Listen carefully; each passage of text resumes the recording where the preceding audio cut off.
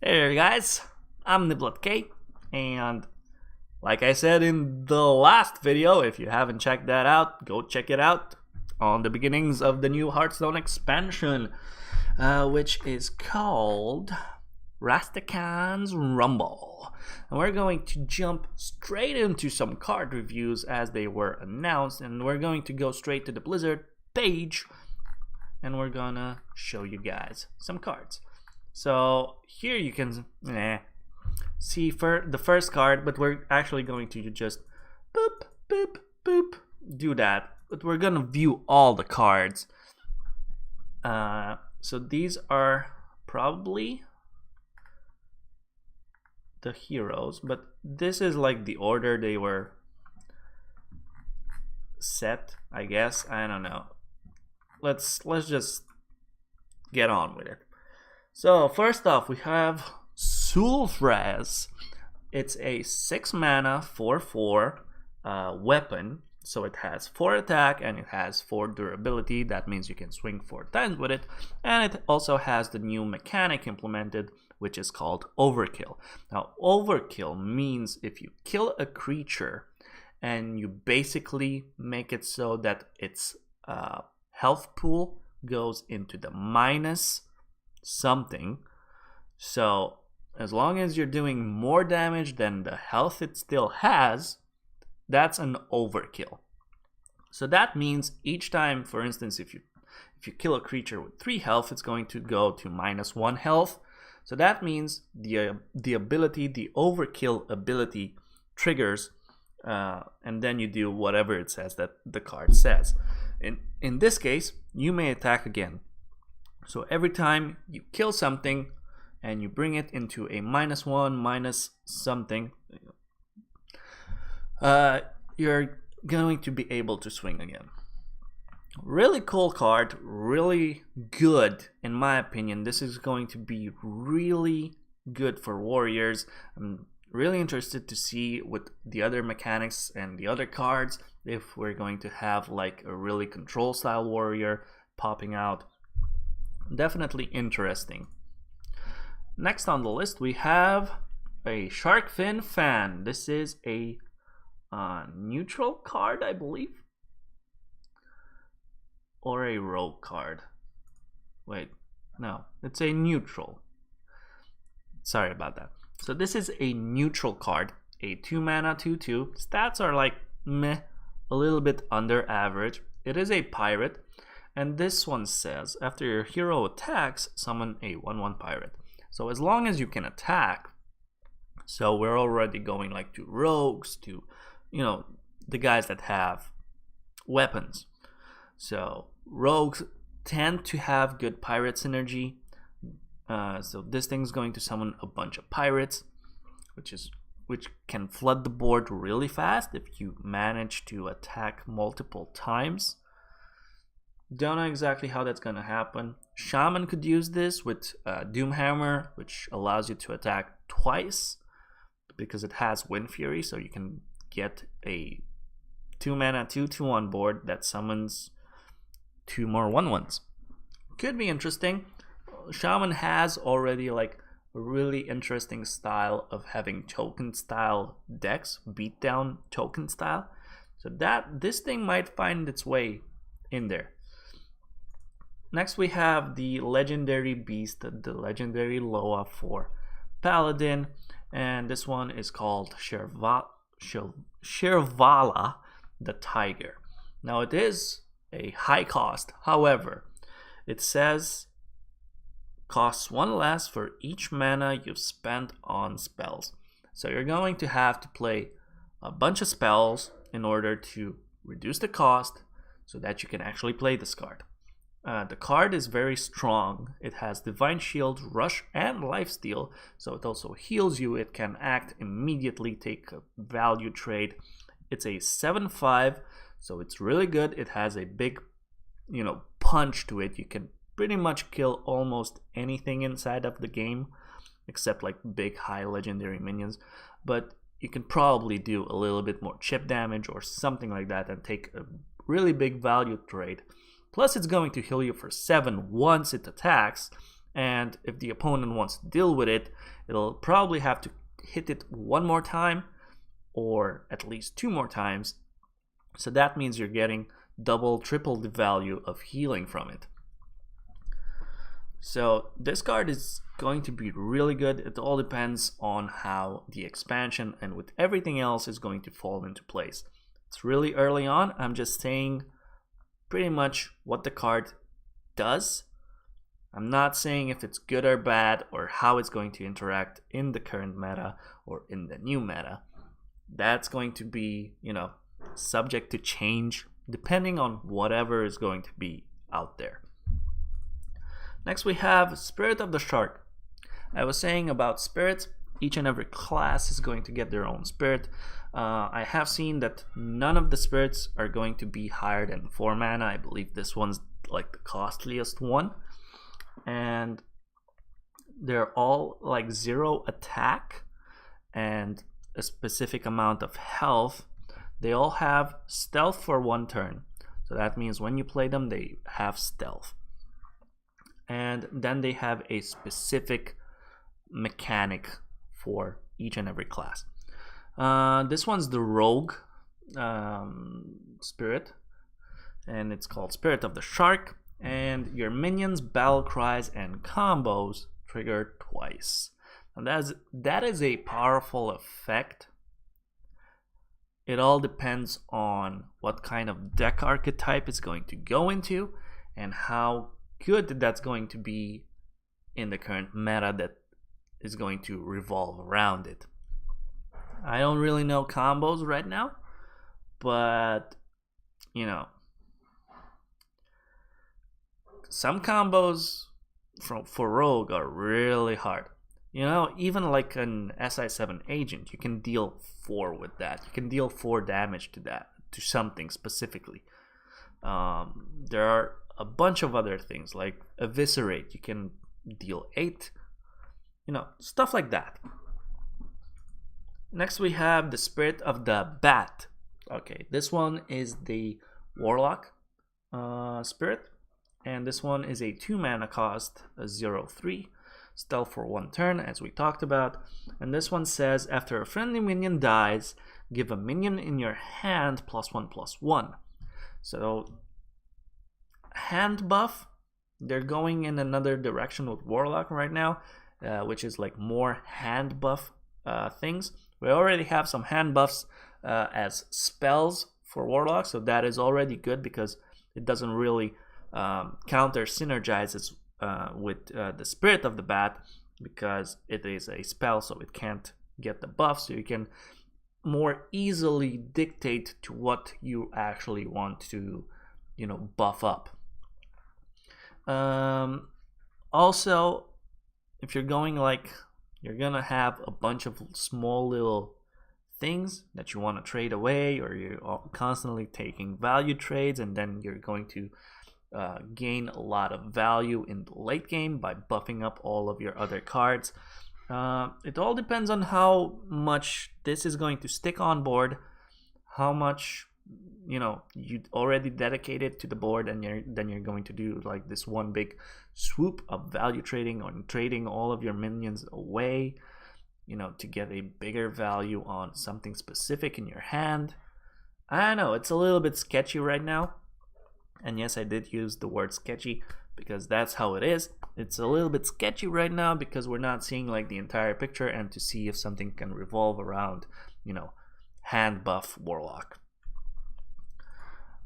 This is the Beast. So this is the legendary Loa for Warlock. We have Hirak the Bat. And this is an 8 mana 1/1. So stats wise, it's already like uber bad, right? But it says Battle Cry, fill your board with copies of this minion. So that means if you're playing it on an empty board, you're going to get 7 1/1s. Now, this is like the kind of card you would put in and hope and want to buff this thing up, because it's going to summon copies of this minion. So if you manage to buff this thing +2/+2 or +4/+4, that's already an 8 mana 5/5 that summons, on an empty board, 7 5/5s. That is pretty strong. However, like I said, it all depends on what kind of things we're going to get, what kind of tools we're going to get to support this kind of style for Warlock. Right now, there are not too many hand buff mechanics. We have 2 spells, and we already saw like the 2, spirits. The spirits might miss if you have a lot other minions, because also the spirit revolves around you trading minions, so you can't really go like all spell heavy and have no minions, because the path won't work that way. So it's a little bit like a mix and match. I don't know. We're just going to have to wait and see what other things we're going to get, what other tools, what other goodness we're going to get to see if this thing's actually going to be good. It might not be good for this expansion, and we're just going to have to wait maybe for the next rotation, and maybe in the upcoming expansions we're going to get more hand buff synergies, and then maybe this card will be like extraordinary. Up until now, it's bad unless we get some more help for the card. Next we have a spell for Priest. It's a 3 mana spell. It says, surrender to madness. Destroy 3 of your mana crystals. Give all minions in your deck +2/+2. So it's essentially sacrifice 3 of your mana crystals. So you're going to constantly set yourself back, in the value game. However, it has the Prince Kaliseth effect, but doubled. Because Prince Kaliseth gives all of your minions in your deck +1/+1. This thing gives you +2/+2. So it's going to be interesting to see if you're going to play anything like a Zeus style priest, I guess, a really aggressive priest. Then you just jam this thing as fast as you can on the board. You're kind of sacrificing your turn, and you're kind of starting over. However, if you manage to do this once or twice or more, because Priest has the options to find spells and duplicate spells and stuff like that, your value is constantly going to go up. Now, it all depends on you not dying as fast and actually getting to that value. I don't know if that's going to be good. We're just going to see. Next we have Immortal Prelate. This is a 2 mana 1/3 paladin card with a death rattle. This one's a really strong card, and it's going to dictate pretty much, if this thing goes overboard, every deck is going to run silence. Two of them. 2 silences in every deck, because you cannot let this card, especially when it does what it does, you cannot let this card stay in game, because it's just going to downright end the game for you. It's going to kill you in the long term. It's a 2 mana 1/3, so stats are meh, okay. But it says Death Rattle. Shuffle this into your deck, so it will always cycle. That means you can't outburn someone. You can't fatigue someone. And it keeps any enchantments. So that means every spell, every buff spell that you place on it, when it dies, it goes back into the deck, and it has that thing on it. So Spiker Steed is already like a really good thing. This thing dies, it leaves behind a taunt, it goes back into your deck, you play it again, it just keeps on doing that. It keeps on doing that. So that is going to be a really scary card. And if this thing is good in the meta, like I said, each and every one, doesn't matter what you're gonna play, even if you're gonna play the same deck, you're going to want silences in there. Next on the list we have an 8 mana Warlock card. Woo! Warlock has really high impactful Spells. This one says Void Contract. Destroy half of each player's deck. Now, deck destruction is something that Warlock has been, experimented with, and he's pretty good at that. He's pretty good at, fiddling around with your opponent's deck, with your opponent's cards, with your opponent's whatever. I don't know if this thing actually helps to be more helpful in that. However, unless we get like more specific tools that interact with your destroyed cards, so you're going to hit fatigue as well. But I guess it kind of helps in a way because you're pretty much trying to play this as early as you can, so on turn 8 maybe already, and you want to draw a bunch of cards until then and then just throw this down and have everyone's pool of cards. Yours is going to be smaller, so you're actually just gonna burn a smaller amount. Rather, your opponent is still going to be burning more cards. I don't know, this one doesn't look that juicy up until now. It doesn't mean I'm not gonna try like a full-on deck destruction control Warlock that wants to get everything out of your opponent's deck and make him go to fatigue as fast as possible. Okay, next on the list we have Savage Strider, a 2-mana 2/3 Druid card. So this one has decent stats. It's good. It's a decent 2-drop. It says Battlecry, deal damage to an enemy minion equal to your hero's attack.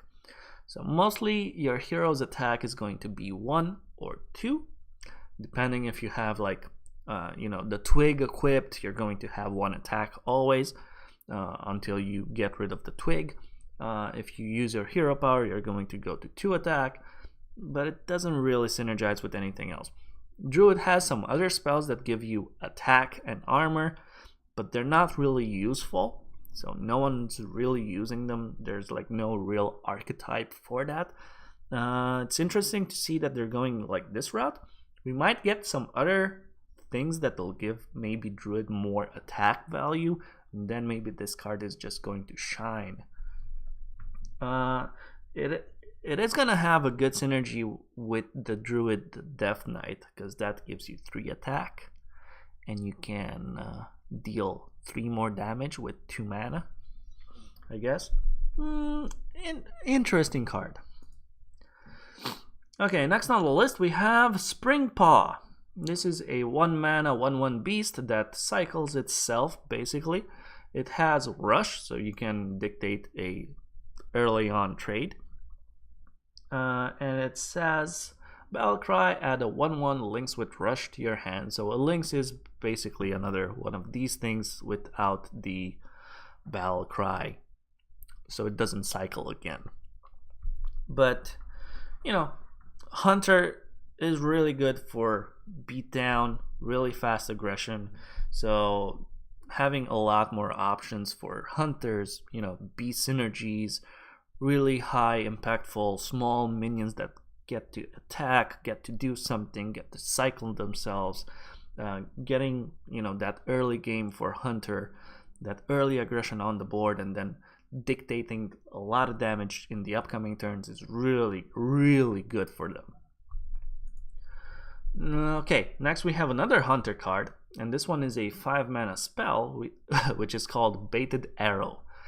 We have the overkill mechanic once more, this time on a spell, and it says deal 3 damage overkill. So if you overkill something, we already talked about that. If you do more damage and the life pool of whatever it is that you dealt damage to goes into the minus section, then the overkill triggers. So that means you get to summon a 5/5 Devilsaur. So it's a 5-mana, deal 3 damage, summon something if you did more damage than whatever health amount they had. I think this is going to be a good card, really good, because being able to utilize a spell to take a trade to kill something off, and then also advance on the board. So that is a lot of value, because you're basically advancing and you're regressing your opponent, which is really high value, okay? Don't know exactly how good this card is going to be, but I'm guessing this is going to be fairly tested out, and it all depends on what kind of meta we're going to have. But getting a 5/5 Devil Sword for hunters, that's a solid. It's a solid beast, and hunters really love their beast synergies and spell synergies and all that, so it's gonna be good. Okay, next on the list we have a 6 mana spell, Reign of Toads, and this one is a shaman card. 6 mana, summon 3 2/4 taunts. Yeah, it does have an overload 3, but it's effectively a smaller, more interesting spreading plague, I guess. You get 3 2/4 taunts, so toads, so they're gonna be beasts as well. It helps out with your overload synergies, so you might play giants, and also like the spell that lets you multiply one of your minions. Plus it keeps you safe, it delays the game a little bit, it gives you a lot of tools to fight back with, to take trades with. I think this is a good card. It might be a little bit undervalued right now because we're not seeing like the entire picture, but in my opinion this is going to be a good card. Even for Arena, this is just really good. It delays the game for you. It allows you, sure, one turn after this you're going to be like restricted of 3 mana, but you're still going to be able to do something, because if you're going to cast this on turn 6, you're still going to have like 4 mana in the upcoming turn. You can do a lot of stuff with 4 mana. Next on the list we have, look at that grin. 3 mana, 3/4.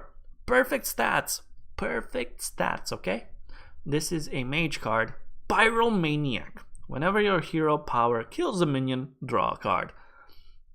This effect is broken. It is really good. We all know that the mage ping kills a lot of things. A lot of things end up being pinged off into oblivion. Having this thing on the board as well, allowing you to draw more, allowing you to also have like a good minion on turn 3, this card is just bonkers. This one's a really good card. It's not fairly overpowered in the sense that it does something immediately like broken, but the more it's there and the more you really know how to take your trades and how to utilize your hero power, this one's just gonna give you constant value. It's basically having this on the board. You're having the warlock hero power plus the mage hero power without the warlock downside. So you're doing 1 damage, you're drawing a card, but you're not taking any damage. This one's insane. Next we have the mage's warrior, so to say, legendary. We have Hex Lord Malakras. It is an 8 mana 5/5, so stats are not spectacular. However, the battle cry is really interesting on this one. It says, add a copy of your opening hand to your hand except this card. So you don't want to keep this in your opening hand, but you do want to keep specific things in your opening hand if you're playing around Hexlord Malakras, because you're going to get those cards back again. Now, what are the things that you want to go for? Well, maybe some removal, some interesting things, so you can double or triple up on some of the cards that you are really high impactful. Other than that, I don't really know exactly what. You can go with burn and aggression, and you just play this, and then you have a little bit more burn at the end. You can double up on secrets. You know, a ton of possibilities. It all depends on what other things are we gonna get. I don't know. But this one's definitely an interesting card. It's going to be interesting to see how we're going to play against mages that we see that they keep their opening hand. So if they don't really change too many cards, do we want to go like all in and try to finish them off as fast as possible before they actually get to utilize Hexlord and get more value and, you know, things like that. Is this the last one? Yep. So this is the last card that was revealed. A 6-mana spell for rogues, Cannon Barrage. Deal 3 damage to a random enemy. Repeat for each of your pirates. Now I believe that is pirates in play. It doesn't really say, because it's not going to repeat for each of your pirate in your deck. That's just stupid.